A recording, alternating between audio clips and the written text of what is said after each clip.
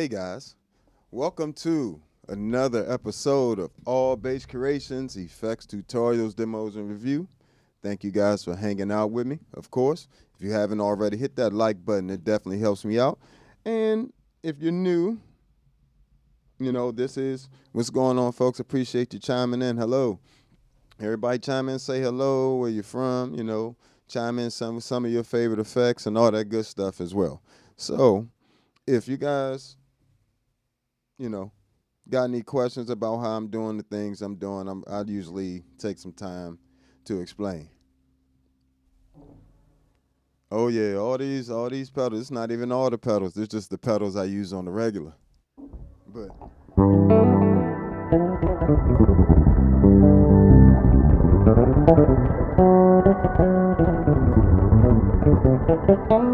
so the sound you're listening to there is made up of the Empress, well, of course, my regular bass, the Empress compressor, the ToneX one running a preamp on there, into the the MS-70 CDR Plus, the Plethora X1 is running the shimmer reverb, and then finishing up with the Source Audio Atlas compressor.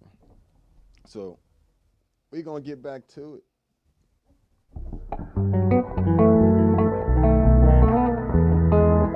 Let's go to something else. Yeah.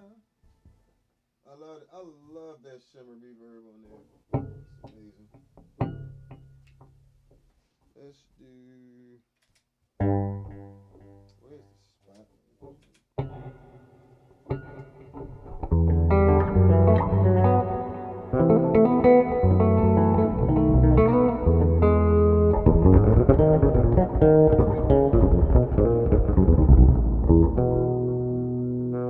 Switch over to the pedal board view here.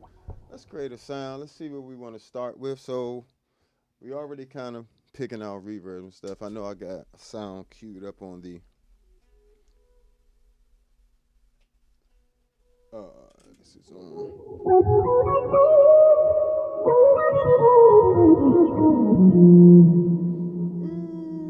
Always one of my favorites. Change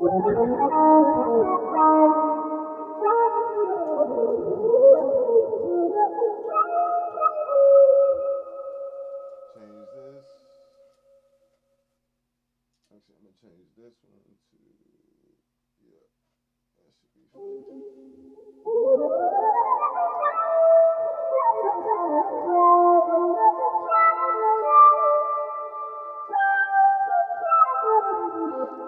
Thank you, I appreciate that. This is the bass I'm playing is actually one of a kind. This company is the Artisan Bass Works, and this is the custom 6-string Fidelity series, and this one in particular is they're not in existence anymore, unfortunately. But one of the things that makes it unique is that the bass itself is on a different plane, it sits like this on my leg, like I don't have to hold it. There's no neck dive or nothing. I'm not even holding the bass. I have no strap. It just sits like that.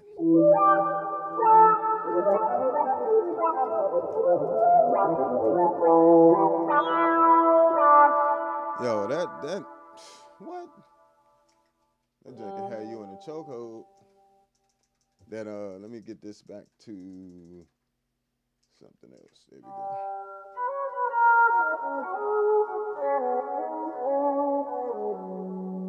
So let's create something for me to use that sound over.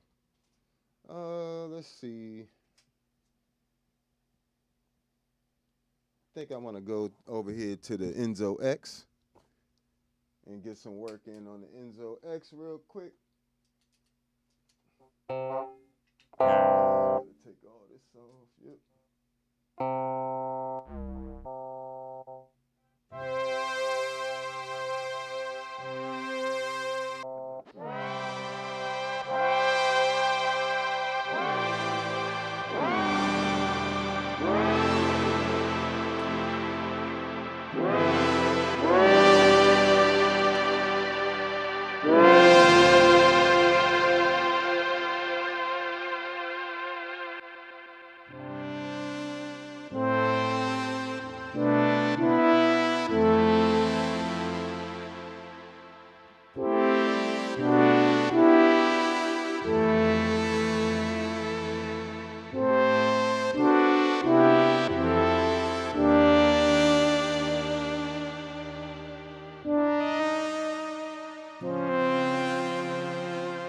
Yeah, I think that'll work, something like that.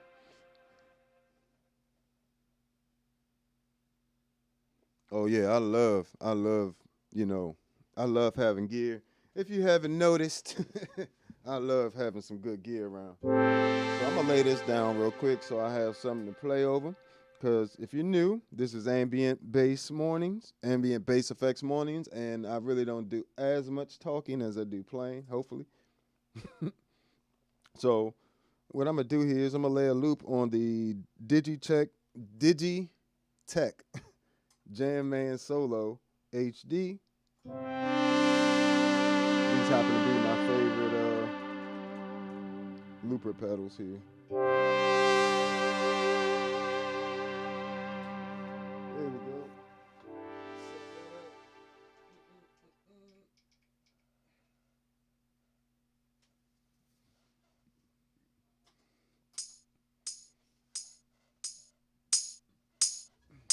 Let's bring this volume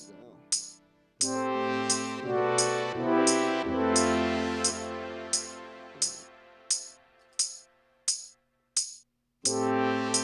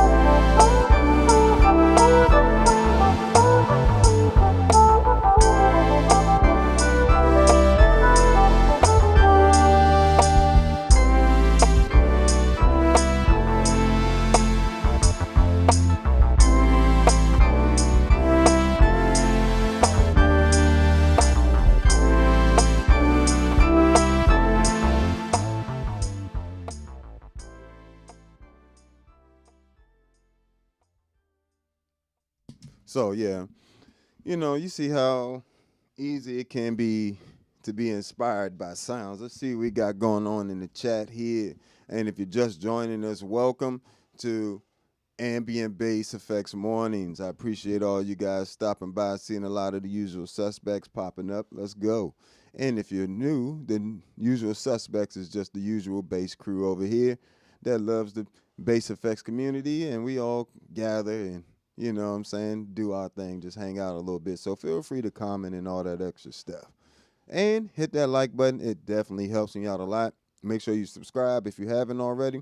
Thank you to the people that have subscribed to the different platforms while we've been on. And if you want any of my presets for these various pedals you see, let me go and switch over here. You know what I'm saying? You got the MS-60B Plus pack, the Enzo X, the Future Impact V4, the C4 synth, 11 different preamp packs for the ToneX series pedals and software.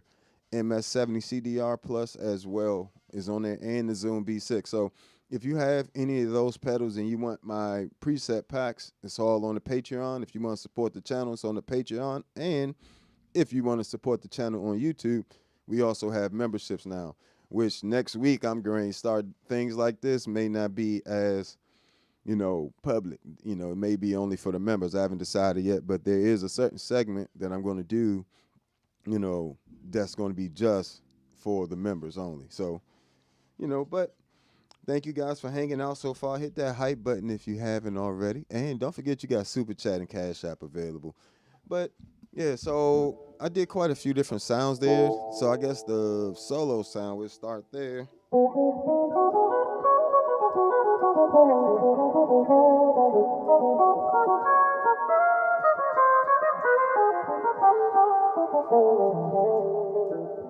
Ooh, I love that sound. That's the Hog 2 mostly.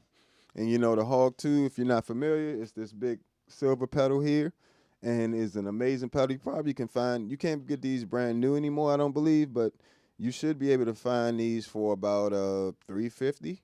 You know what I'm saying? Which is a steal. Look at all the octaves you get. You get 2 octaves down all the way up to 4 octaves up, and you can use them all simultaneously if you wanted to.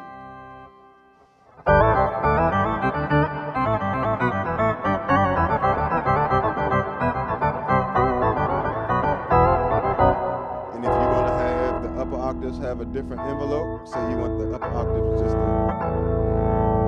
to hit, and you want the lower octaves to fade in, you can do that as well.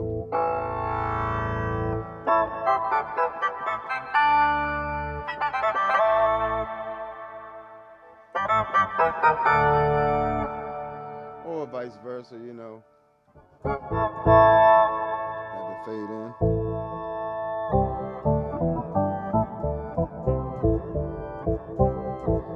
So you can actually have 2 different envelopes for the upper and lower octaves. So anything from an octave and a half up is on the upper envelope here. Anything from the octave down is on these faders here. So, you know, then on top of that, you got pitch bend. So if I want to take all of those octaves, let's put these back like this. You got a filter here as well.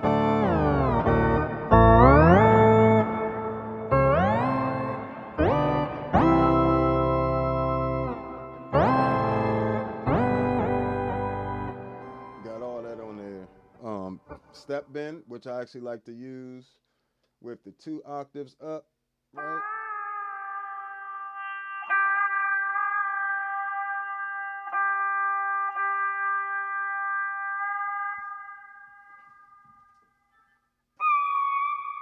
Actually, is that an octave up?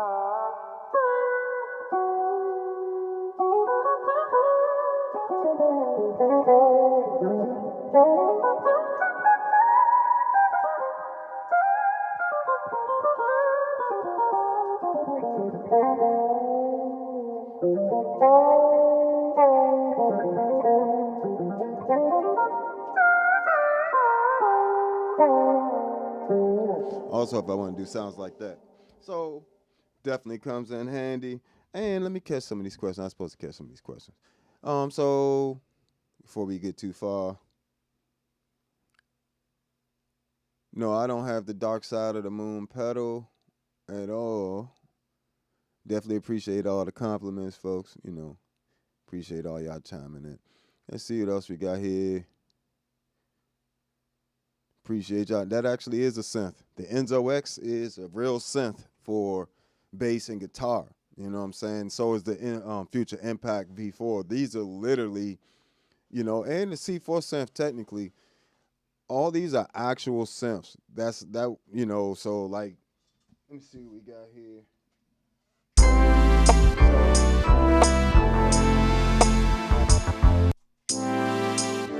Oh, that's real synth. The Future Impact bass that came. That's real synth as well. And you know, the Hog 2 technically is called the Harmonic Octave Generator Guitar Synthesizer. So it's technically like a way to take your bass sound,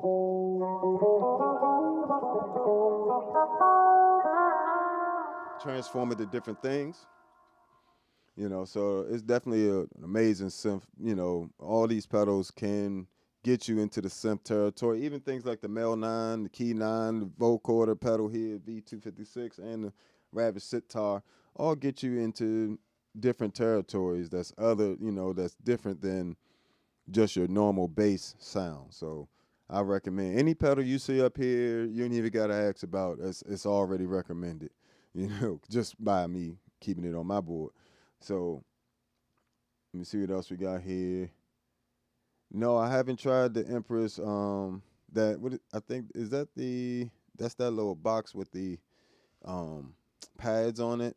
The Zoya, I think it is Empress Zoya. Well, I'm not sure what how to pronounce the actual name, but yeah, I think that's a pretty cool pedal. But the Enzo X and Future Impact and even the C4 synth are going to be a little bit more pedal board friendly than something like that.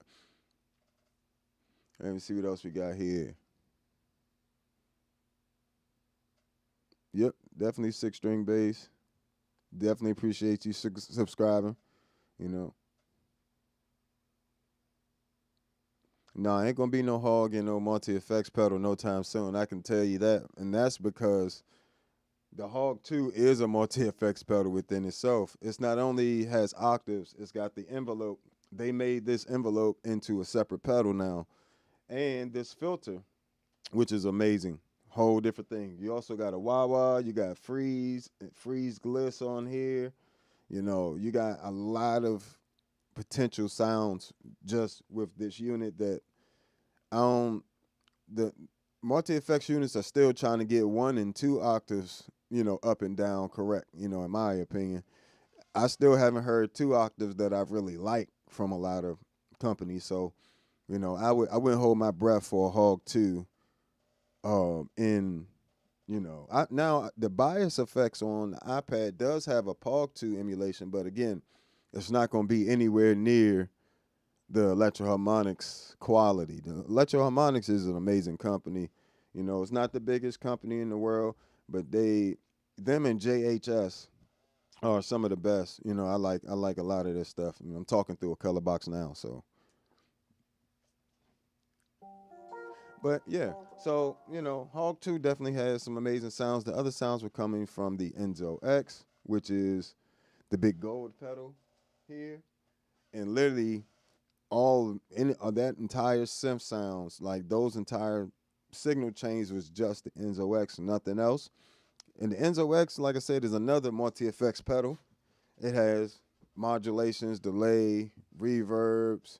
It has 3 filters, drives, like 3 or 4 different drives, bit crusher, ring mod, on top of being a poly and a monophonic octaver and having 2 oscillator synths in there and ARPs and everything. So not only that, but then you get a ton of ways to modify those sounds. So you can take an expression pedal and control up to 6 parameters at a time on the Enzo X, or you can have it set up to where you press this whole modifier button here and it works similar to the Flux and the on the HX1 and the Mash on the Plethora X1. It works very similar to that, but you can pick up the 6 parameters and, you know, have them go crazy. So a good example of that would be, where is it?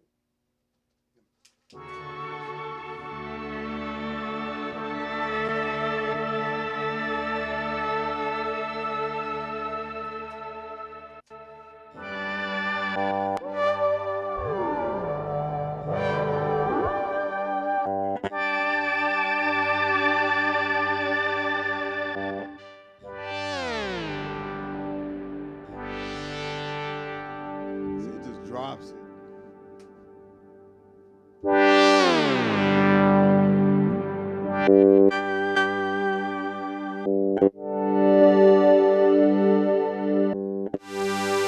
Sorry about that.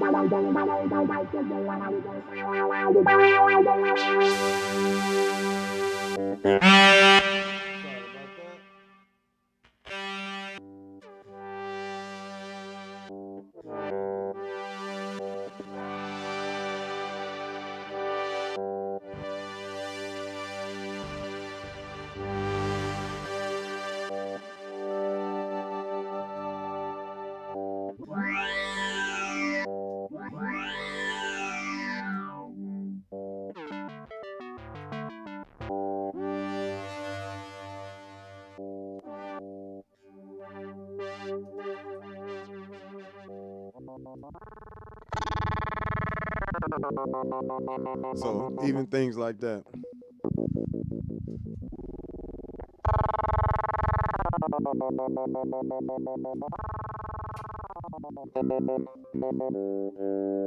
So again, you can just set it up for some really ridiculous features there that is really hard to do with other units without it all being inside of one unit. You know what I mean? So having another reason I kind of like having sounds like that, or pedals like that rather, even though I have all these other reverbs and stuff, it's easier for me to get that pedal, like those effects within that pedal, to work together than it is everything else, right? So I'd have to run, have the MIDI set up with the time clock and all this extra stuff, and it's all within one pedal. You know what I'm saying? And to be honest, even though I can't use delay and reverb at the same time on the Enzo X, I really don't miss it. You know, when I get to that large prism reverb, it's over. This the hall reverb.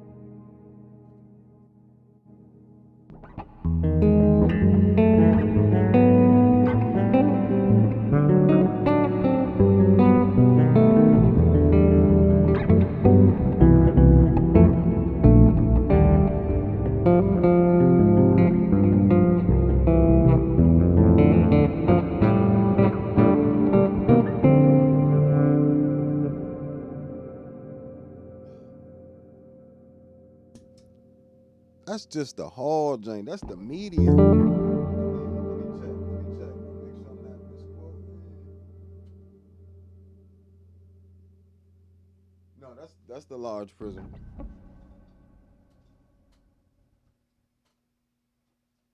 That's only 35% decay.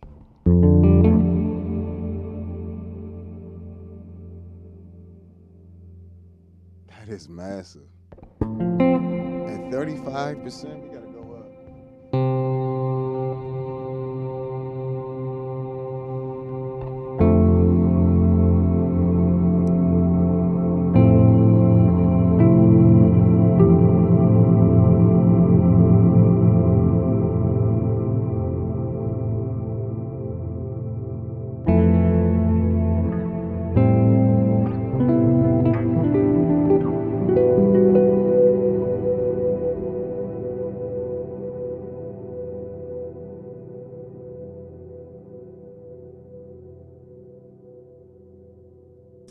What? That is a massive reverb, and it for some reason I got it on about 35% on this patch. In terms of the wet dry mix, so it's only 35% wet, but it make you want to play just one note, and it just rings out so beautifully.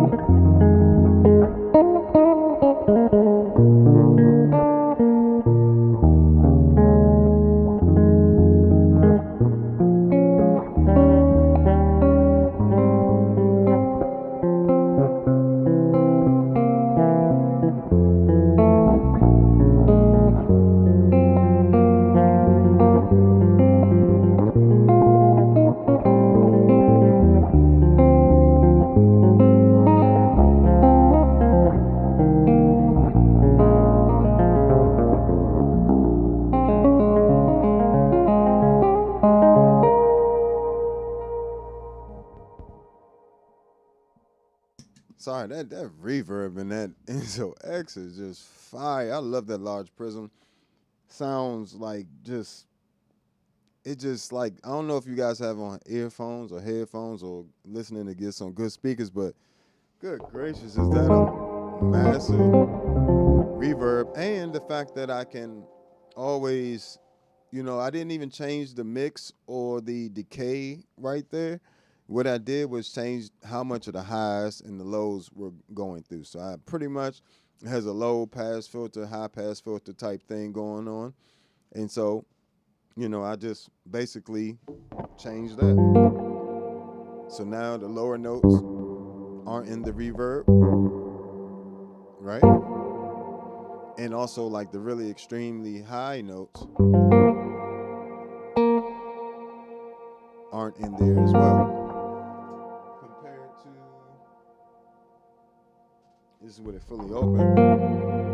See, when it's fully open, you're getting all those bass frequencies. Now bring a little bit of that out. And then bring some of them highs out, and you get a much, still a massive sounding reverb.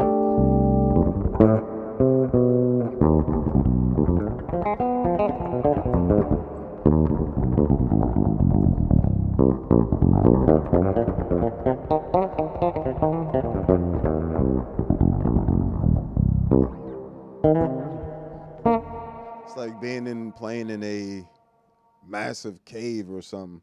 But yeah, I definitely find this pedal, the Enzo X, definitely like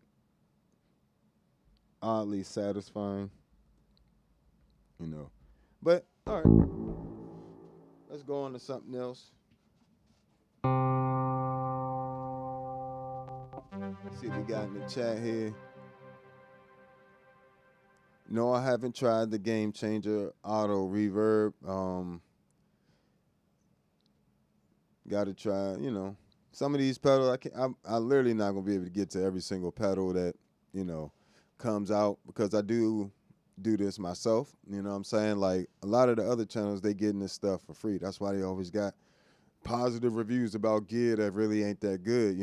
How does everything be awesome? Like, come on. Like, that doesn't make sense. That makes nothing awesome. It just makes everything normal. But whatever, See what else we got. Yeah, 6-string definitely is a major thing. And I am going to do lessons. I have 3 courses coming out. I have an improvisation course, a bass technique course, and a music theory course.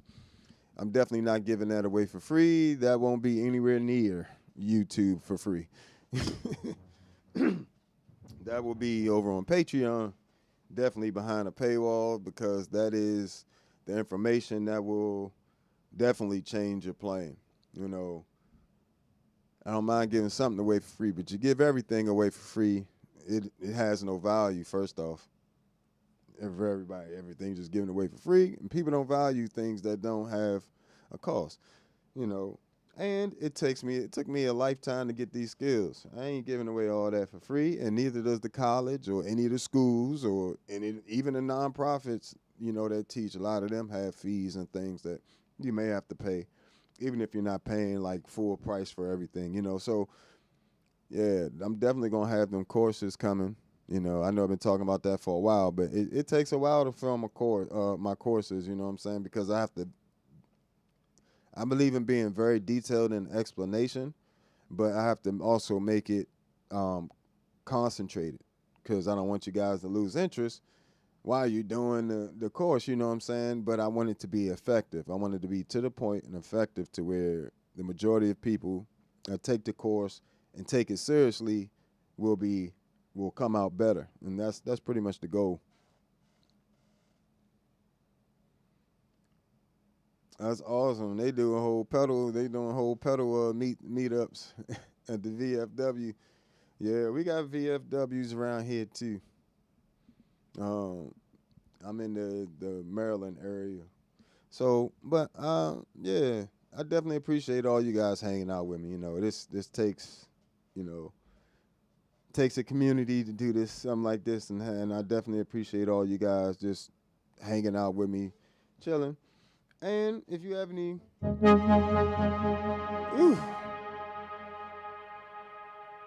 Enzo X, boy, you just touch it and it just makes sounds that just are amazing.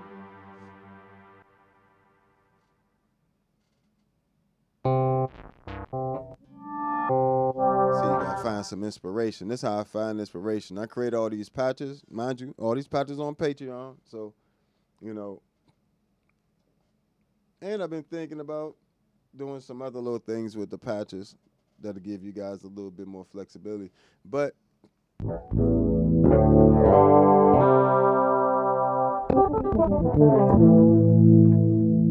just ridiculous sounds anytime I turn it on.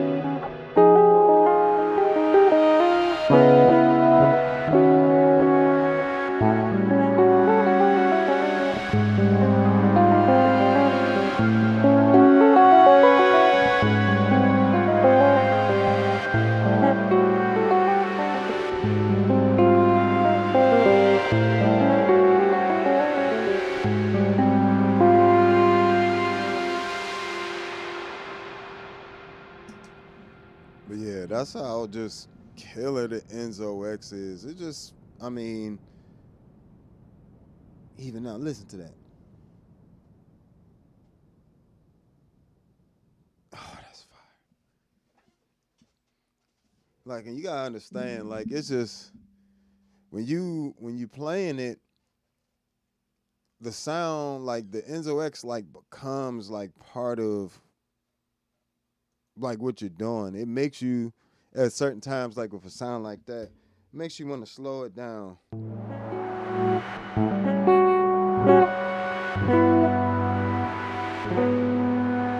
give the sound, time to respond.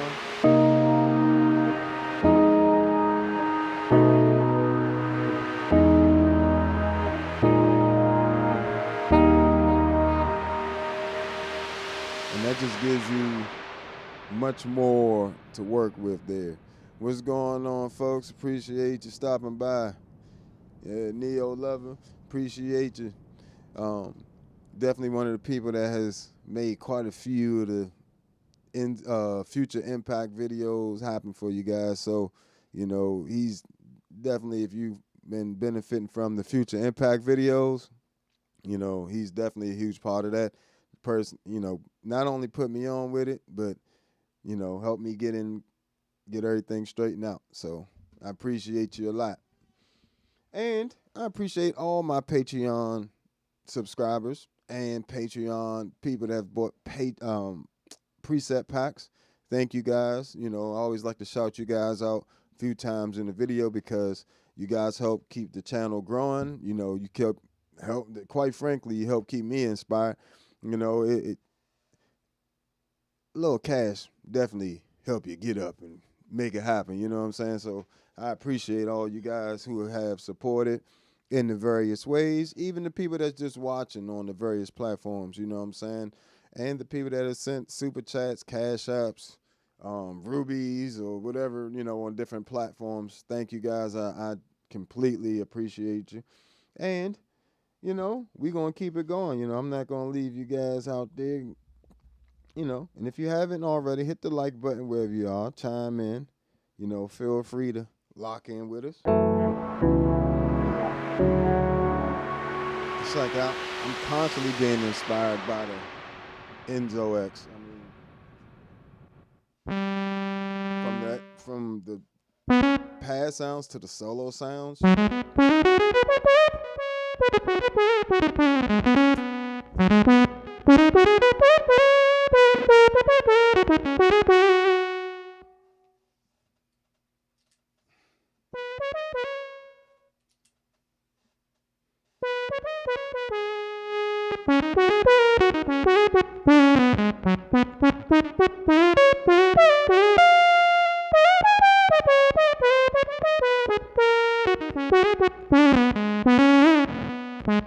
And that's one pedal, mind you. That's not like 50 pedal. I appreciate you chiming in over on Twitch. Thank you. Thank you. So, you know, it's one pedal, and I know it's 600.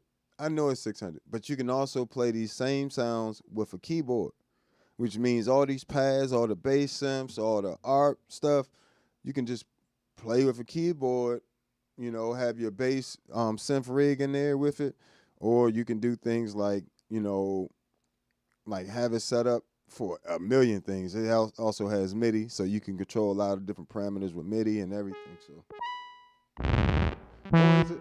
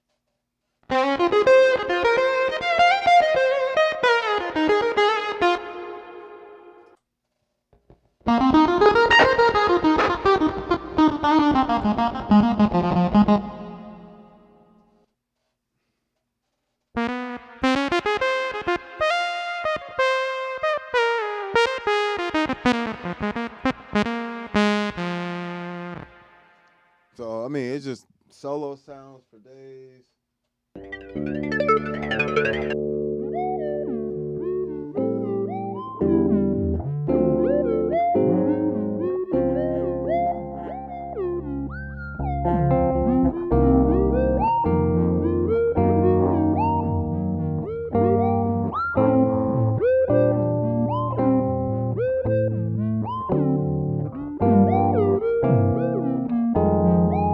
I love this arp right here. This is my favorite joint on here.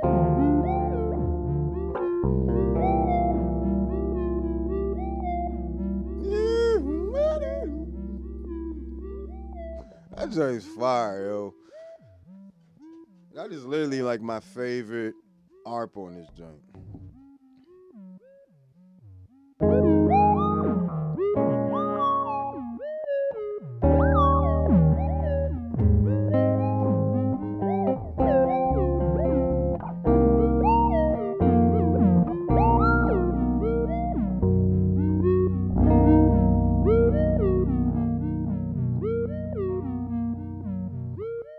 And playing 4-note chords versus 3-note chords, it changes the pattern as well. So 3-note chords.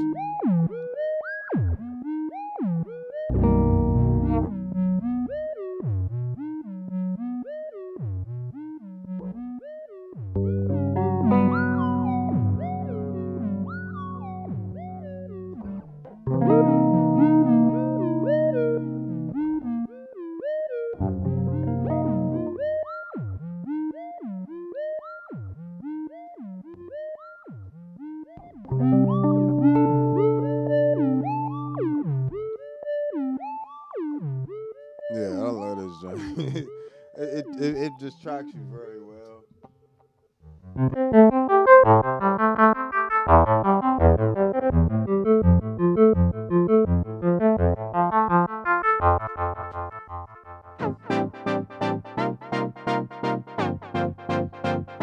I just played one chord.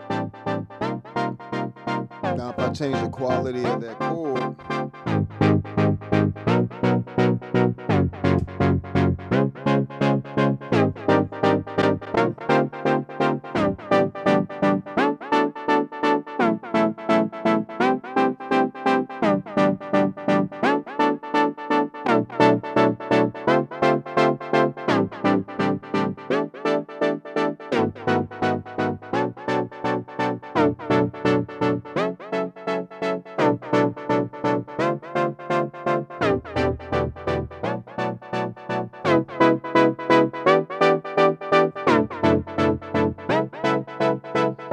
just inspires new ideas. And it inspires you to try different things. Like, you know, of course I could have just played the one chord. Okay, I hit a chord progression. All right, let me try to manipulate this chord progression by moving, you know, the first chord around type thing. So it gives you a lot of little ideas like that, and it just keeps giving new ideas. Not mention the sound quality is just insane. That's fire.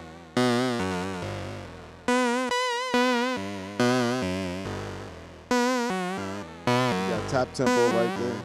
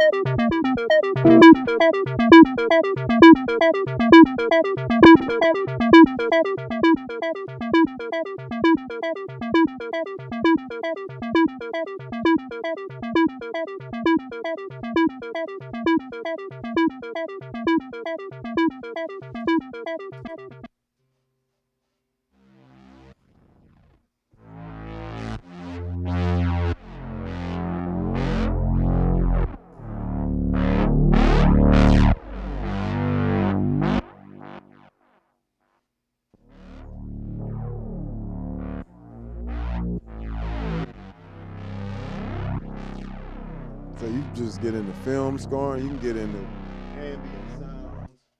You know, it's got a little bit of everything in there. And, you know, so I say that to say, yes, you know, sometimes you spend quite a bit of money on a pedal like an Enzo X, but very few times is it, you know what I'm saying, exactly what that Enzo X is pretty much a keyboard, a synthesizer, a real full feature synthesizer in a pedal form. The same thing with the Future Impact V4 VIP. The main difference is going to be between the two units. The Future Impact V4 is definitely going to be better for your vintage bass synth sounds. Like you can get literally pretty much any vintage bass synth sound with that pedal. Enzo X, you pretty much it's its own thing. Like you're not really recreating sounds with it. You're creating sounds, new sounds with it. So I found that, you know, of course the Future Impact has that ability as well, but you know, that's just pretty much how I kind of interpret each unit. The Enzo X, hands down, can do an entire song by itself, like just by itself. And yes, the Future Impact could too, you know, but it doesn't have the polyphony. It doesn't have like the stereos imaging of the Enzo X. It doesn't have the, you know, the synth, the same sounding type of oscillators and synth.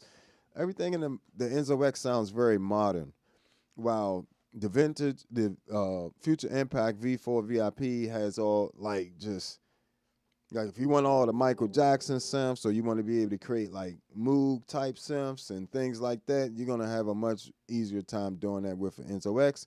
And luckily, you don't have to do it for real. You can just go to my Patreon, grab my preset pack, and bow, you got it. And same thing with the Enzo X. You don't have to spend 4, 5, 6, 7, 8 hours programming the jank, learning the unit, all this extra stuff. You just download my preset pack, throw it on there. With the Enzo X, you want to cut your blows on your bass, cut the bass, boost your low mids, you know, roll off your highs just a little bit. And with the Future Impact, it works pretty much similar to other tracks, similar to other octave pedals, where most octave pedals want you to push the high mids a little bit, and you know, and roll off the bass a little bit. You know what I'm saying? The Future Impact definitely can get you some crazy stuff. So depends on what you're gonna be using the units for, which one would be recommended for you. And thank you, I appreciate that. Appreciate that, yeah, because them packs took forever. Packs took forever to create. And you know, since we're here, might as well not leave the Enzo X, Future Impact hanging here. We go through some.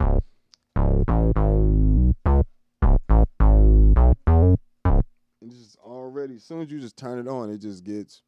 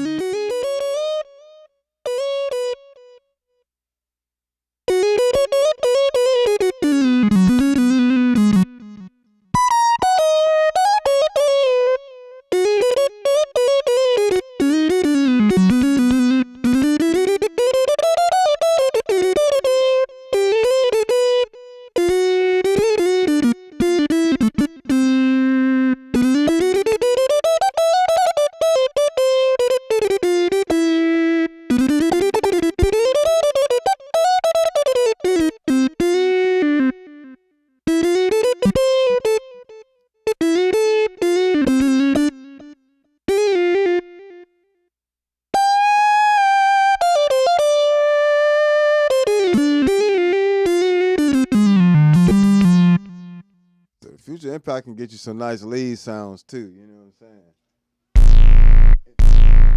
In addition to the just the big, massive.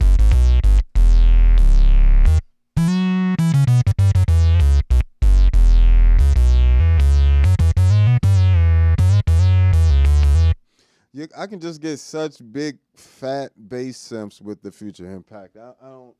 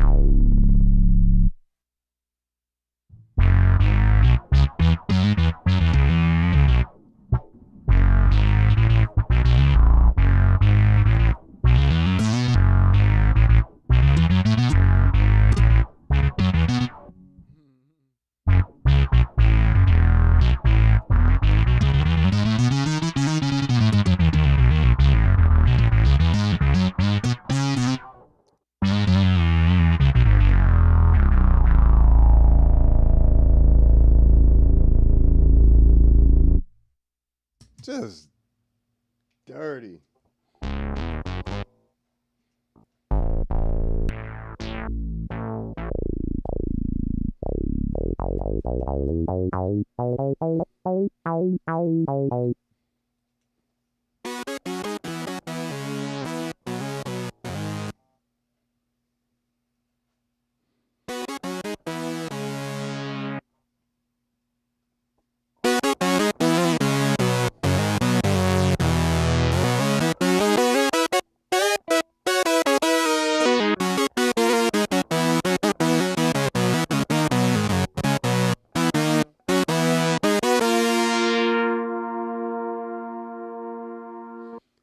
Oh yeah, no problem.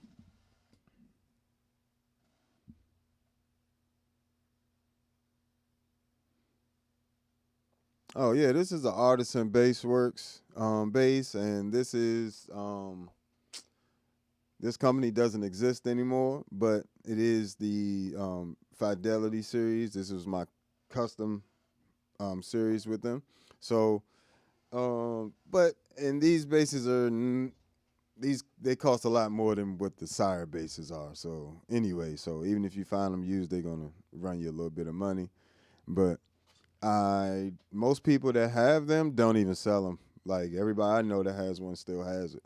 So, you know, it might be a stretch to try to find something like this. And this, I don't like wide spacing on a six string. I actually this spacing is closer to a five string, like in terms of the whole neck is closer to what a lot of bass players might have on their five string with the wider spacing. So it's like it fitted the six string within a wider five string spacing somehow. So it's a pretty thin neck, like it's asymmetrical and things like that. So it's a lot more to this bass than it looks like.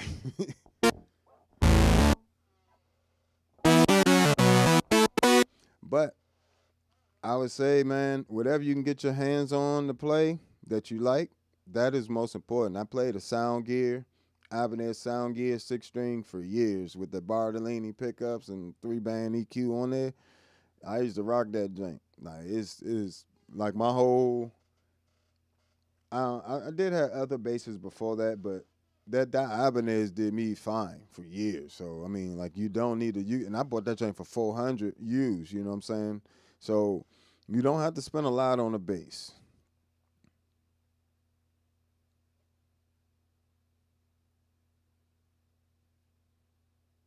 Awesome. Yeah, everybody.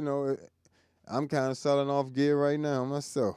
You know what I'm saying? I got a few pedals. I'm gonna let go so I can get some new pedals in here for you guys to try out, you know. Like I said, I have to pay for these out of my pocket. So one of the ways I do it is when I'm not using pedals too much, I just go and get rid of them and, you know, take that money, reinvest it into the channel. The same thing I do from the views and the Patreon and all that stuff. I just take the money, you know, what I don't use for bills, you know what I'm saying? I always take a good portion of that money and just reinvest it back into what we doing here. You know, keep the channel, keep you guys entertained with new pedals and stuff.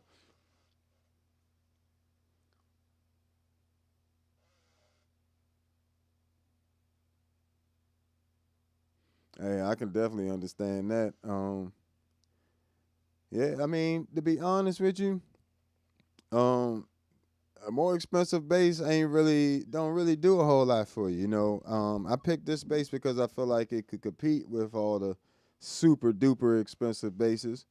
And this bass, while it's not a cheap bass at all, you know, you got plenty of basses that cost more than this one. So, you know, I would say, you know, pick something you really that you just connect with. Don't worry, you know, that price is overrated because it doesn't matter if you give somebody $100 bass and they can really play, they still gonna kill whatever's going on with if you know what I'm saying. So it really doesn't matter, and that, I would say always keep in mind what you buying and why you buying it. You know those are some expensive basses. The Ken Smiths are reasonable. I would say out of those three, Fedora. I like all of those basses actually, you know, but the Ken Smith is gonna be heavy. Let me tell you that now. That just gonna weigh that Ken Smith heavy, but it slap. Yeah, yeah. I do all of that stuff. If there's a bass technique, I do it. So you know that's not an issue. But you know, so I use one bass. This is the only bass. This is the only bass I play. I don't have 5, 6 basses. I don't need them. What are they? One of my main things too, and I could recommend for you guys is, you know, don't switch basses so much. Like your bass is part of your sound. Like find a bass that really connects with you, speaks to you, and then get every sound you need out of that bass. You don't need a separate bass for slapping than you do for finger style. I don't know where that came from, but trust and believe, you know, you'll gain a lot more from playing one instrument consistently. That is a really good instrument, you know, but than switching basses all the time because the spacings are different, which means your fingers aren't getting a chance to always get used to the same spacing. Like when I play other basses, it feels weird because I'm used to this exact spacing, and when this exact spacing isn't there, now I'm like having to either overstretch or change how I'm positioning my chords or whatever the case.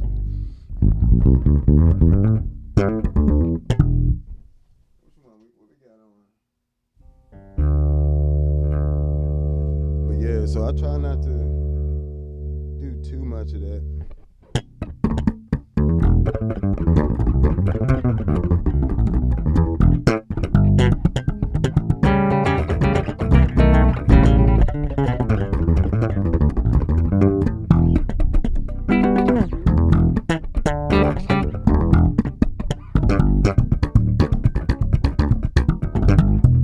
So it's about time to change these strings anyway. But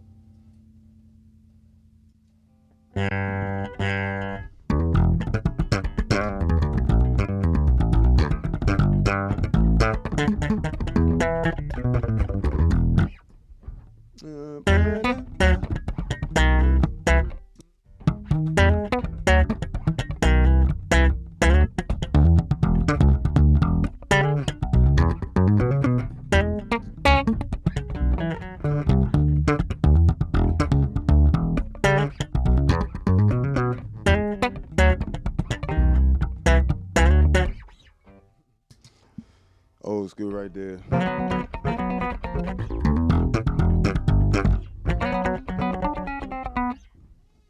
So yeah, you got to do a little bit of everything these days. You know, you never know on a gig, and always recommend checking out as many techniques as possible, guys. Don't get stuck just playing fingerstyle and then they need something else and you ain't got it, you know.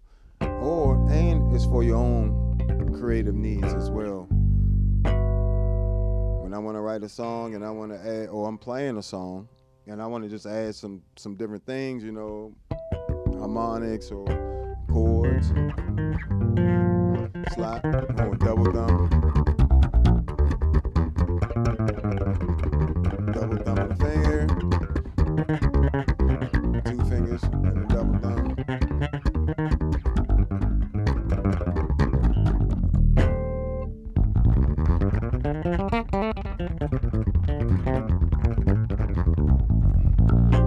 So it's really important that you can learn as many techniques and just add them in there. Yeah, I've heard of those basses.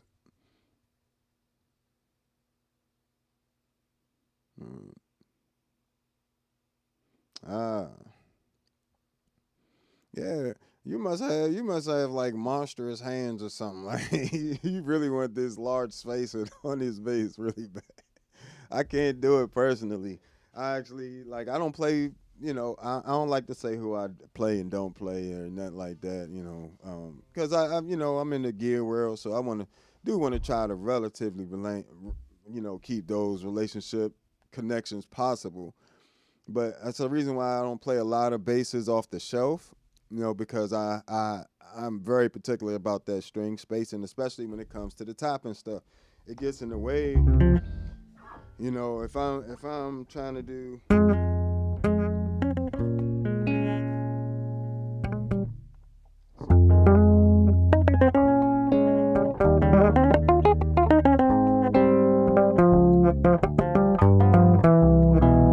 you know, or if I go to do the stride version of that, which would be.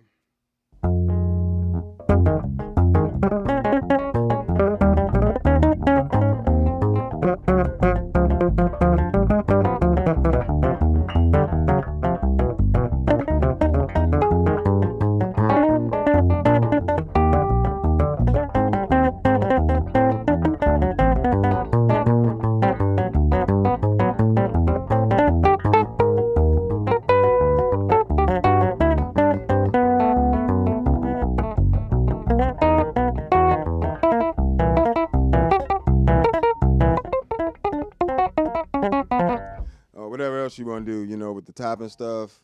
For me, I like to keep like reasonable.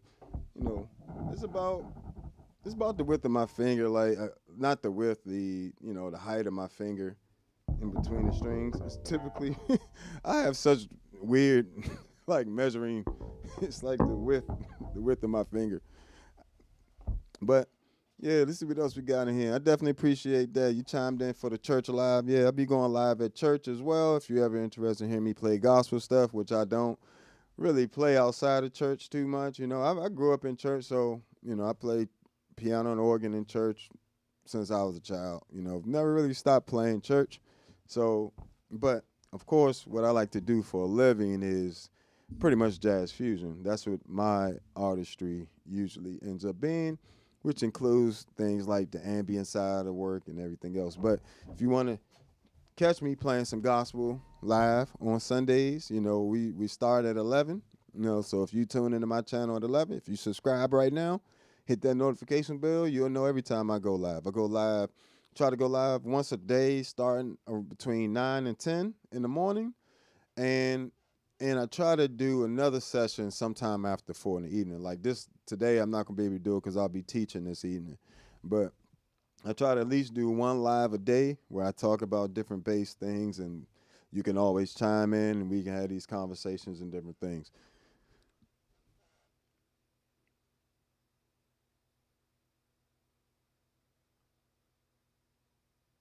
Yeah, that's all you need is two good basses and a board, man. Like, to be honest, like upgrading is subjective, like in the bass world. I know we see that higher price tag, it automatically means it's better.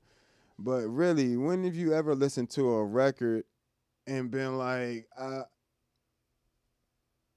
this bass isn't expensive enough. I just just can't get into this song because the bass they're playing doesn't cost enough. Nobody care about that. They care about what you play on that tune. And trust and believe, nobody cares what bass you play. It's all in your fingers anyway. Like the tone, the actual tone that you're searching for is not in another instrument. It's in your hands, more than likely. So, you know, you wanna. That's what I said. Just spend some time with what you got. It'll probably save you a ton of money not buying these. I'm not gonna say they overpriced because it is art within itself. Like it is an art. It is difficult to build something like this if you don't know what you're doing. You don't have years and years of experience and something that's gonna be durable and last, sound amazing, look amazing.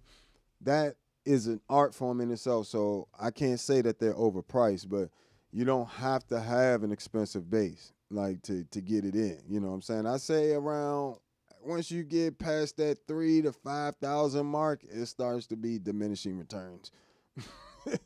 You know what I'm saying? Like, it's like when I'm a cyclist as well. So it's like when you start getting into bikes that are over 2, 3 grand, like it starts to be like micro things. It weighs a few grams less. Oh, this one has this new system that's out for the derailleurs, and this has the electronic derailleur. It's wireless. You don't really need that to ride a bike because at the end of the day, somebody that come up and that's really in shape, that's a pro cyclist, can get on a $500 bike, $1,000 bike, and work you, like and work you. I'm trying to tell you. Um, so don't think it's the instrument. It's all with the side of you. You know what I'm saying? So I would say that would be the best advice. Just I got kids too. I got 3 kids of my own, so them kids expensive, boy. Save that money for something else. Yeah, get you a fretless, and now stuff like that. A fretless will make a huge difference to your arsenal. You know what I'm saying? A fretless definitely would do you good in terms of it's going to get you a whole different territory of sound versus most people, and I mean most people on earth will never be able to hear the difference between my bass, your bass, or any of the other basses. They know that's an E. They know that sound as a bass, but they can't really distinguish what bass it is and all that. They don't care. You know what I'm saying? Oh yeah, them kids gonna get you on that cash all day. You know what I'm saying? That's just what it is. You know what I'm saying? But at the same time, the kids is the main thing that matter. That bass gonna come and go. Them kids, even if took them on for the price of them bases you name, and that's like 8 vacations, bro. That's like 8 vacations, yo. You know what I'm saying? And I know sometimes we just want to get something new, but it doesn't mean that what you have isn't good enough, And I'm pretty sure kids, them kids gonna start wearing cars and stuff, bro. You spending a car on a bass, it gets hard for me. And just to help you out too, a lot of people you seen playing super super expensive basses were gifted them, like they gave them basses or made them because they needed the marketing, that needed to be visible. I mean, it is what it is, bro. You know what I'm saying? Let's see what else we got. Yeah, a lot of if you gonna mod a bass, yeah, getting a cheaper bass. If you into changing stuff out and you into like when I got my Ibanez, I switched out the bridge, and things like that, set it up myself. If you're into learning and just doing stuff, buying a cheaper bass is definitely less stressful than trying to like I would never alter anything on this bass myself. Like I always take it to a Luther, even when I'm going to have it refretted. I'm not doing none of that. Now, if I had that Ibanez $400 bass still, I might just try it just to see if I could do it. But something like this that I can't get replaced at all, I'm not touching it at all. Whatever. Yeah, and it's all subjective too. cheap basses, they're good because you can throw them around. You're not as worried about them, and you can mod them without worrying about them. In expensive basses, typically you don't have to mod because they are really good already. Like this already has a graphite neck and all that extra, great bridge and great, I have a, what is this, a EMG DC 45 or 45 DC pickup. It's DC, I think it's 45 DC pickup, and then this Aguilar OP3 3-band EQ in here with the pull-out mid. So I have the pull-out mid switch to go from low mids and to high mids and things like that. So very simplistic design here. I don't even like too many knobs on my bass. It's too distracting. I don't want all them switches. I don't want all that stuff. None of that. I want a 3-band EQ. And I don't even want a 4-band. It's not even a 4-band. Either you can alter the mid or the low mids, or you can alter the high mids. It's two different sounds to it, and that's all I want from my bass. I don't want to, and then I got bass and treble and volume, and I can pretty much get to any sound I want to get to from there. If I want a scoop sound,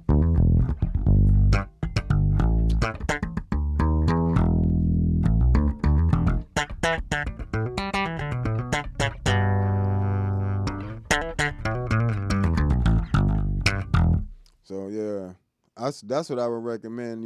Just get what you like. Always never be afraid to treat yourself sometimes and get you a nice, bass or whatever the case. But yeah, don't feel pressured.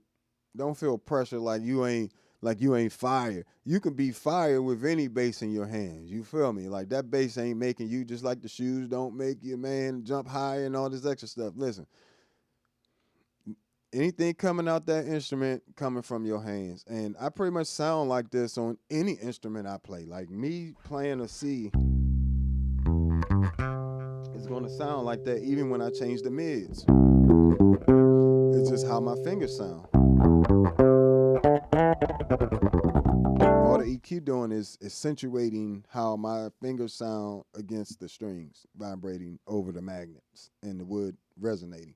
So, most of it is your fingers.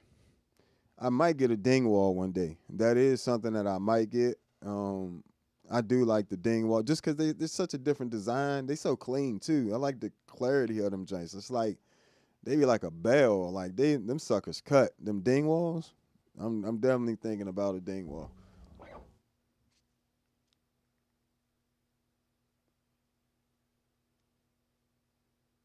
Oh yeah, the Bartolini's been fire for years. I got hip to the Bartolini pickups on the Ken Smiths.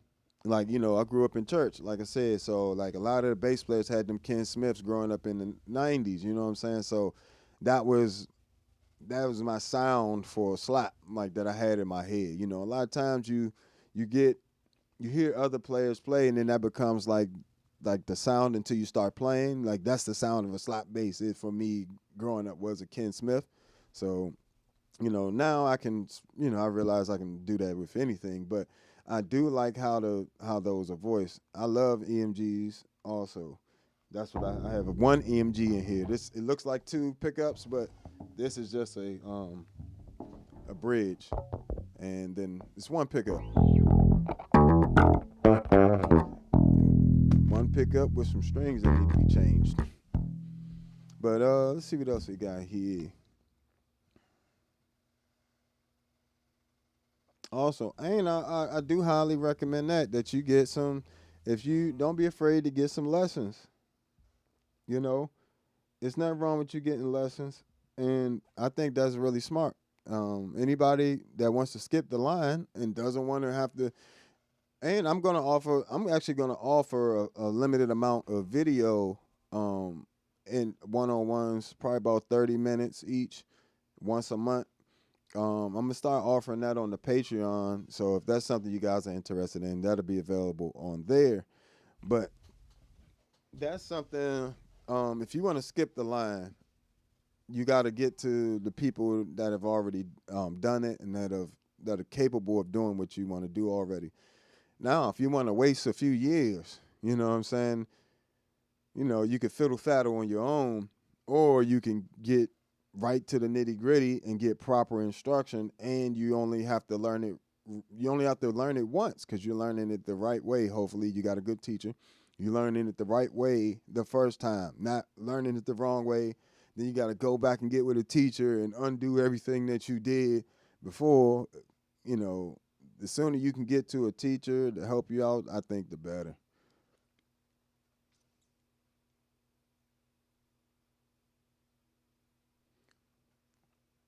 Oh yeah, tapping definitely open up your skill set, and it'll open up your ear to some different things and allow you to use some different stuff. Oh, and yeah, and that MS-60B plus. I already told y'all about that, Jane. It's a fire.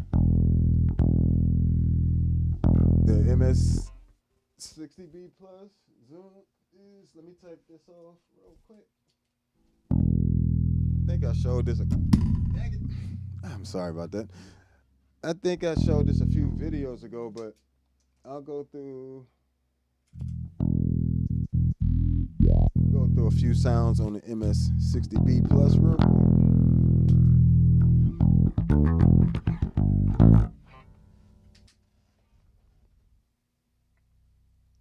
I'm gonna try to run through them relatively fast. Get this volume check.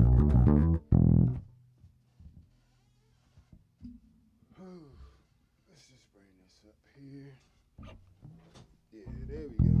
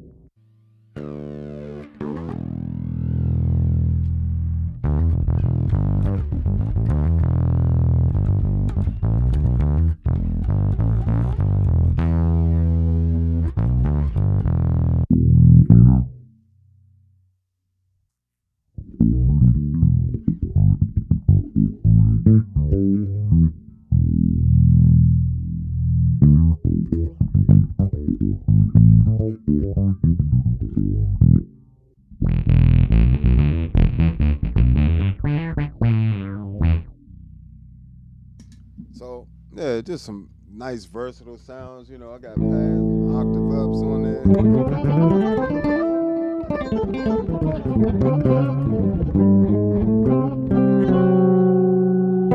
Polyphonic at that.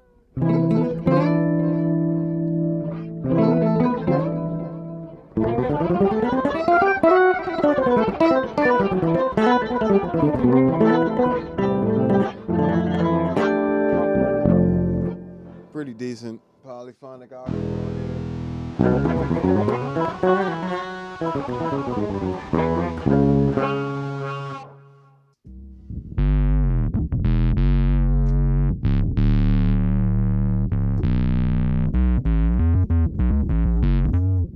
Just options.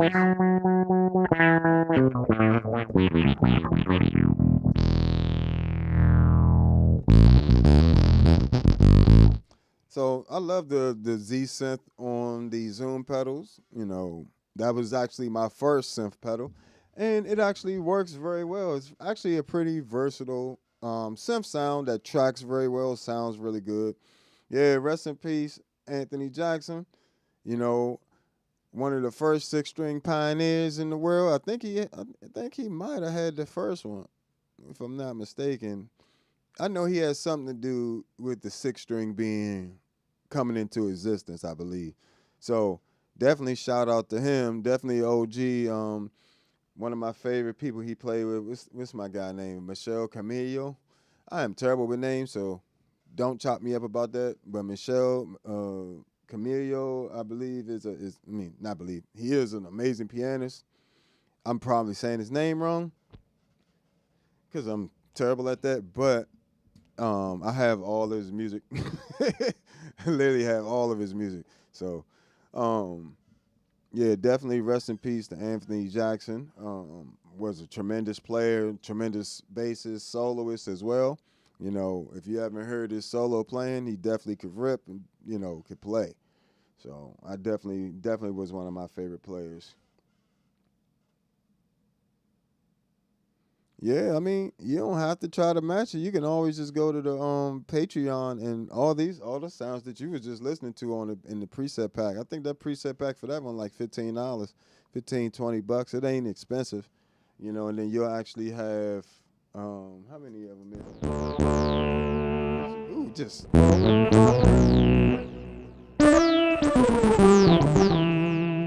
it's like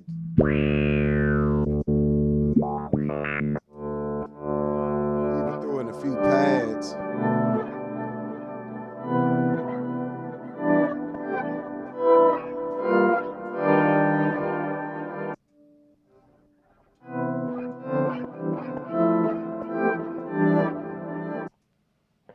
So it's literally 20, I believe 21 presets in there. So you ain't gotta try to match it. You can just go download the pack and you'll have 21 of my presets in there.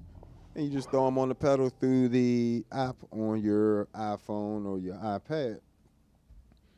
But yeah, so the interesting thing about the pedals these days, man, it's just so much you can do with them. Everything from like an MS-60B plus can get you through gigs just fine.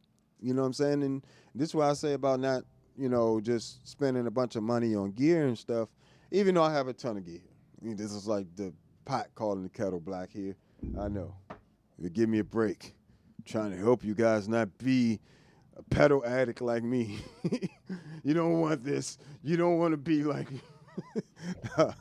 but it's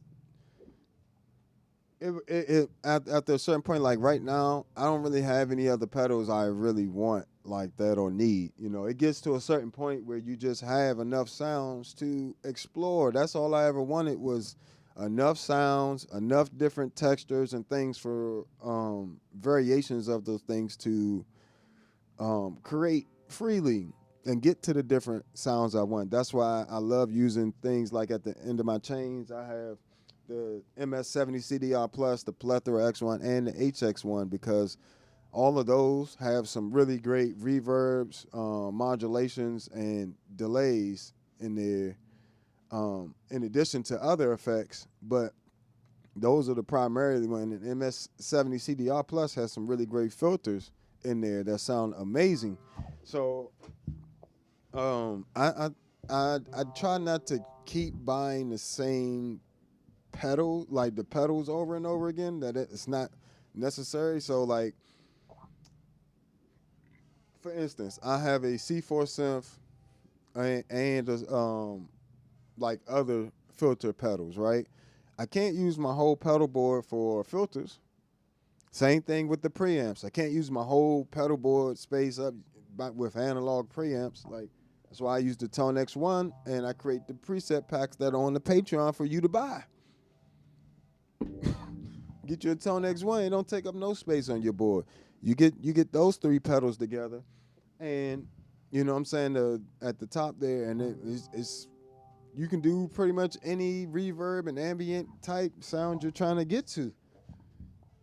You know, I do like things like the chase mood too. You know what I'm saying? I might check that out, but that's pretty pricey for just some stuff. I haven't heard any of these ambient pedals that's like $500 for do something that, you know, or do too many things that you would be using on a regular that these pedals wouldn't get out of your way for cheaper. So, you know, if you're on a budget, don't think you got to go and get the most expensive things. You know, definitely check out, you know, like the MS-70 CDR Plus if you're on a real budget and you just want to get into ambient stuff and just have like some create pads and reverbs and delays and stuff. But if you really want something that's just going to inspire you over and over again, Enzo X, I mean, yeah, it's $600, but that's cheap. $600 is cheap for what the Enzo X does. So you got to put it in perspective, you know what I'm saying? It's not the cheapest pedal, but for what it does, it's absolutely cheap. Same thing with the Future Impact. And the Future Impact is like $350, $400 some dollars. And I have to say, this little pedal, there's nothing else like it. You can play it with a keyboard just like the Enzo X, and you can play other keyboards with the Future Impact. So I can plug my bass into the Future Impact, MIDI out to, say, this motif I have over here, play the motif with my bass through the Future Impact. That's a ridiculous feature right there. Come on. What's going on, folks? All the usual suspects popping in. We getting the new folks. We got the usuals in here. Thank all of y'all for chiming in. You know, make sure you hit that like button if you haven't already, and make sure you subscribe. How else you gonna know when I'm going live? How else will you know? You won't. And then you won't get all this bass. You won't get all this knowledge. Like, y'all know with the ambient bass effects, half of it, you know, I try to play more than I talk, but I also like to interact with you guys. You know, that's why I spend usually the end of the session just answering, just chatting, talking with you guys. So if you chiming in and you wanted to hear me do more playing, just rewind the stream. Just rewind the stream. I played like the whole beginning of the stream, I promise.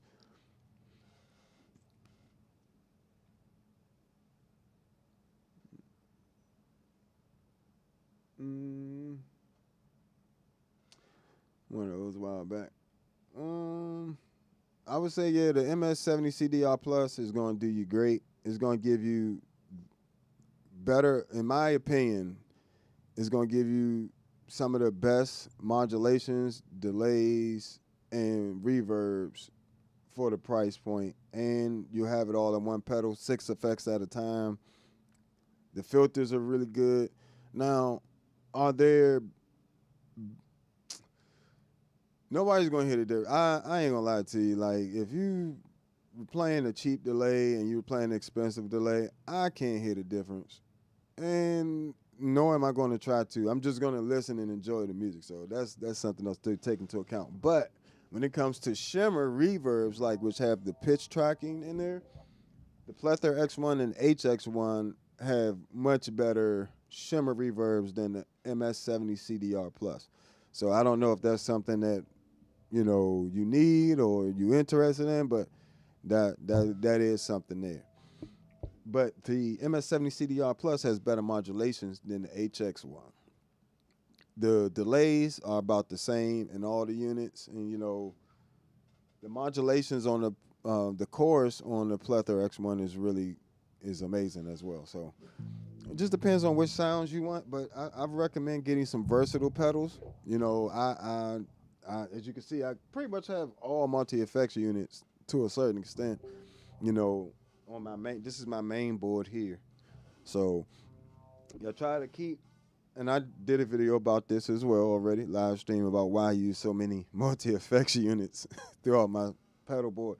But it's because I don't want to have to change things. I want things to be, this is where this is where this is.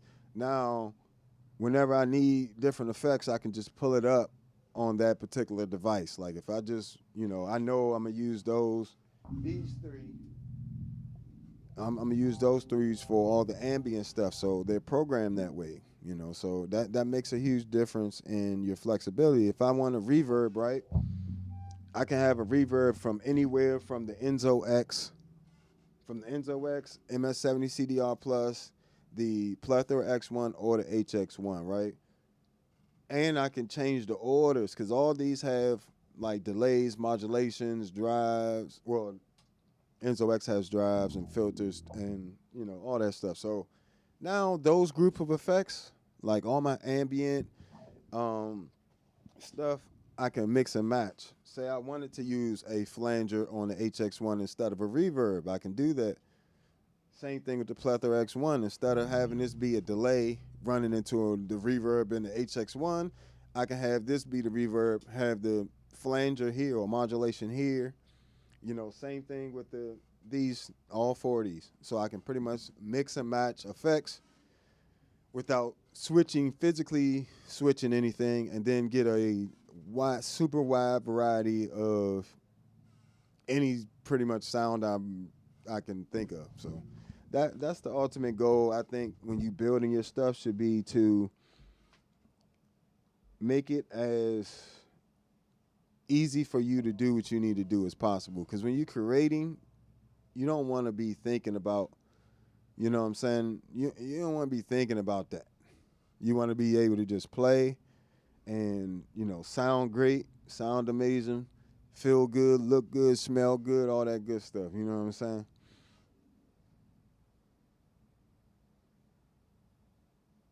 Yep. And not only that, but I also keep these effects, three-way effects loops on here. These are about $40 on Amazon. It's T-tone three-way effects loop switches. I got one here, and when I have my boards, I have more pedals. Sometimes I hook up on the floor, and I have another one. I have three of those. So each one of these effects loop is all this pedal board. If I want to bypass this whole side, I just take all the loops out, and so it goes directly from my bass coming into it directly to this pedal board over here, skips all of this. So completely takes this out the chain. Same thing over here, except for it's just the Empress compressor. The only things that are on loops here, Empress compressor, OC5, the Future Impact V4 VIP, Deep Freeze, and C4 Simp. So these pedals are all on this effects loop. So if I don't use them, they're out the loop. Only ones that are always on are all of these are, with the exception of the Zoom one, are true bypass. This is analog buffered. But all of these other pedals are true bypass, so it really doesn't make that big of a deal. But, you know, if I'm skipping all of these, I'm pretty much going from this looper straight over to the ToneX one. ToneX one is in mono, coming out to the Enzo X, and then from the Enzo X, it's all stereo from here. Stereo out the Enzo X to the MS-70 CDR Plus, Plethora X1, HX1 to the Source Audio Atlas compressor, running 1176 into a LA2A emulation. So that's pretty much this, you know, the easiest way for me when I'm on a gig to do it. And I also have MIDI incorporated down here on the floor. I got a MIDI Captain, CME H2 MIDI Pro.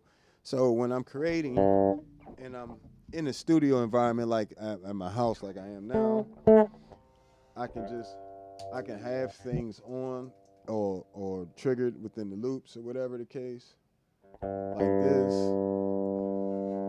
And I can just bam.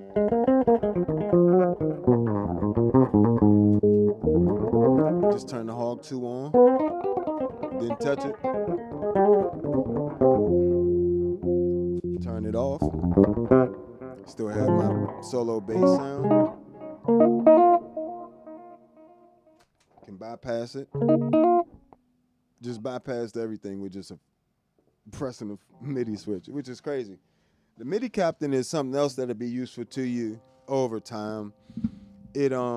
And the H2 MIDI Pro, I recommend that, especially if you get something like a Future Impact or Enzo X. The CME H2 MIDI Pro is an easy way for you to do your presets in the computer or store your stuff, back up your stuff.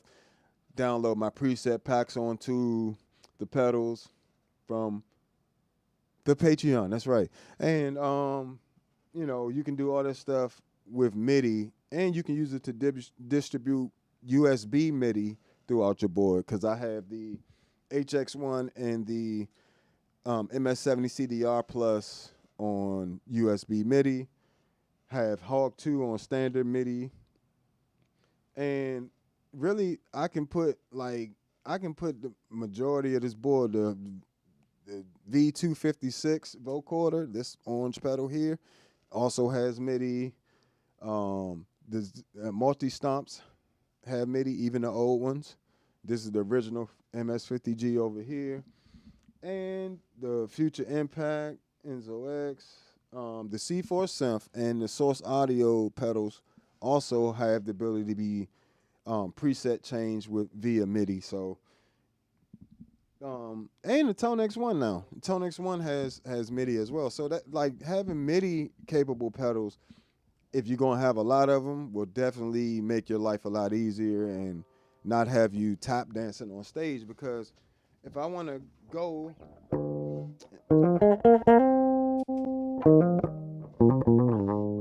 now I got just a little bit of modulation on for my bass sounds. You know what I'm saying?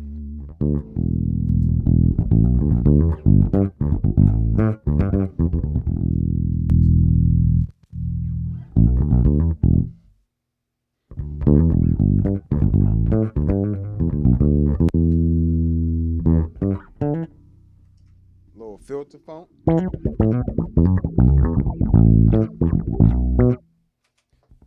Straight back to the modulation.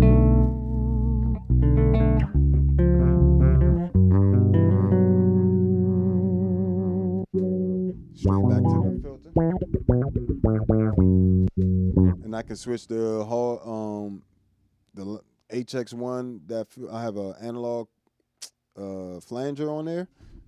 I could turn that on and off without touching it.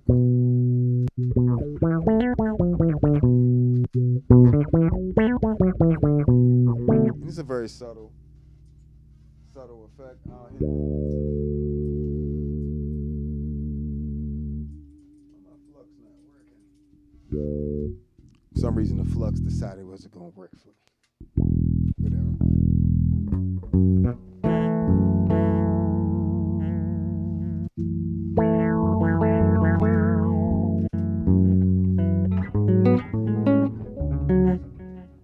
Just hooking things up, you know what I'm saying?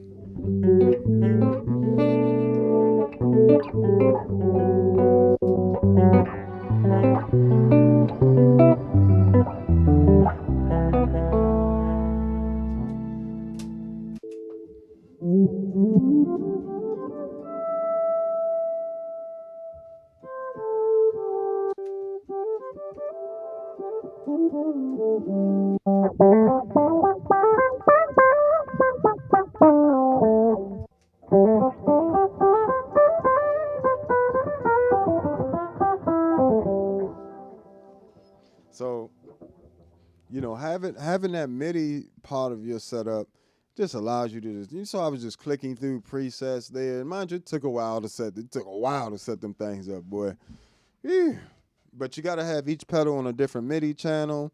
And pretty much what the MIDI captain allows me to do is, with one, pressing the switch down is 6 commands, and releasing the switch is 6 commands.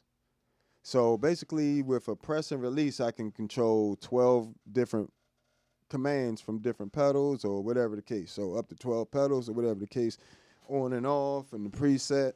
You know, so if you, for instance, say you wanted a sound, you would have to program the preset change. So if I wanted this preset to go to preset 52, I have to set that up. Then if I wanted it to be able to turn on and off, that's a different control command.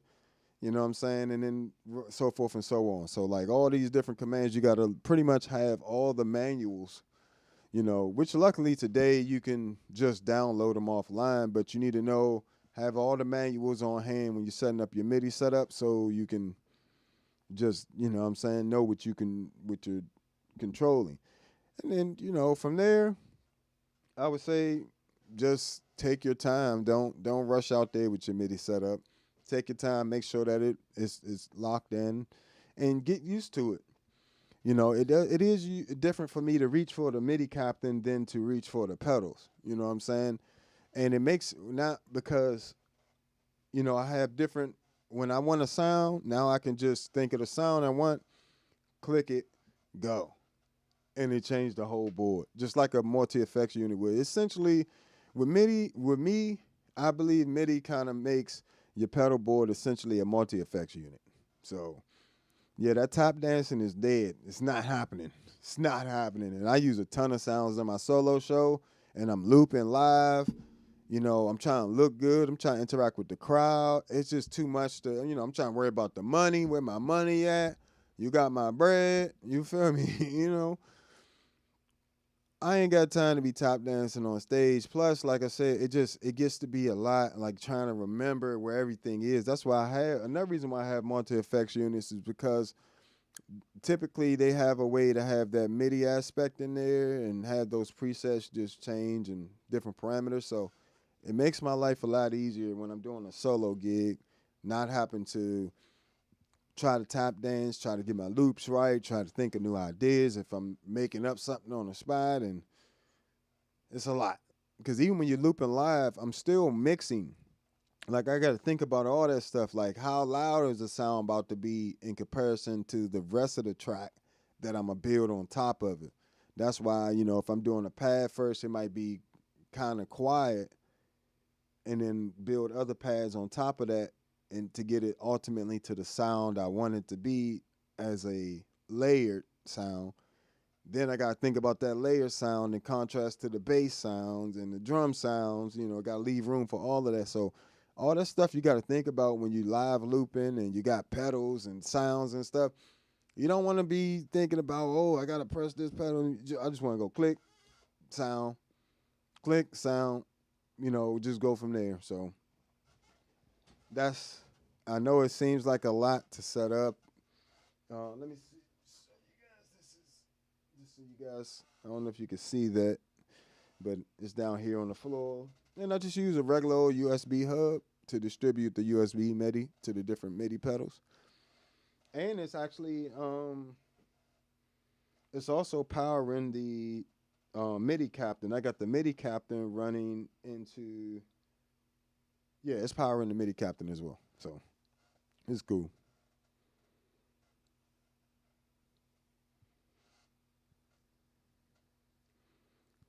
Yeah, see, it is, that is the hard part. Like the setting up the MIDI is going to take you some time, especially if you're new to it.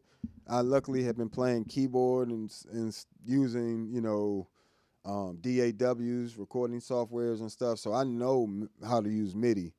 But it's it's the individual commands you got to input that just takes you so much time and drains you. But I would say, man, don't try to program all the sounds at once. Just try to program maybe a few couple sounds a day and just spend some time dialing those in on the individual devices. So when those presets come in and everything sounds good. Like that was one of my biggest things too. I had to create the presets within the devices to even be able to recall them. So I had to have the entire sound in mind from the Hog 2 or whatever synth device and everything else. Make that, play through it. All right, I like that. Now go back and input all this MIDI PC message this, it's a CC message that, and I had to look through all the manuals. So it can take some time, you know.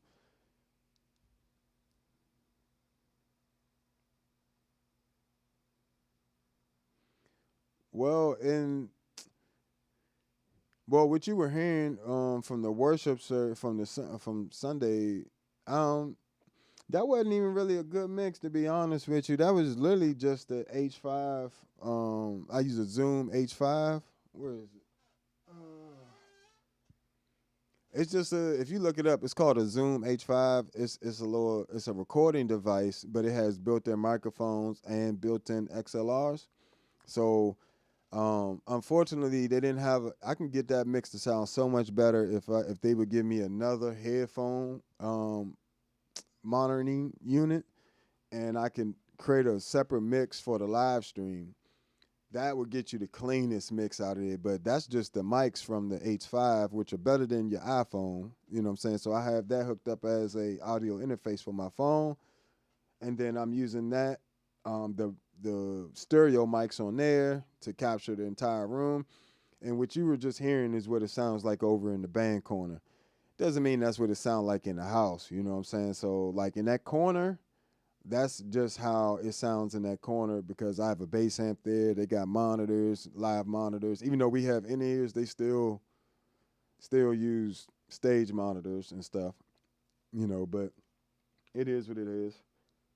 You know, that's pretty much how that was. So I mean, I hope to get that mix way better. Like I want that mix to be like this one, where you know I play things and it really sounds how it sounds to me. When I go back and listen to the stream, this sounds exactly how it sounds in my headphones. You know what I'm saying now.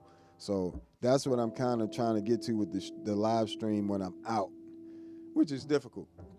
But I want you guys to just enjoy the streams. You know, performed with my students on Saturday as well, and had the worst backline bass amp I've ever had in my life. Like the amp literally just farted every time I played a note. No notes were clear or clean at all. Everything was just blah, blah, blah, blah. And I had to literally deal with that for a whole set at a festival in front of people while I'm performing with my students, you know, and all this other stuff. So I definitely, I definitely do appreciate good sound engineers when I have them, for sure. So, all right, guys. I think that's all I'm gonna do for right now. I may come back later if I just feel like doing a little session before I go teaching something. But I definitely appreciate you guys hanging out with me for another ambient bass effects mornings. You know, we'll be back tomorrow sometime between 9 a.m. and 10 a.m. And you can find me on all social media at the Bass Negus. Make sure you go to that Patreon though. Sign up on that Patreon. Support the channel. Get you some preset packs. You know what I'm saying? And then we can go from there. But thank you guys for hanging out. Hit that like button if you haven't already. Subscribe. Hit that notification bell.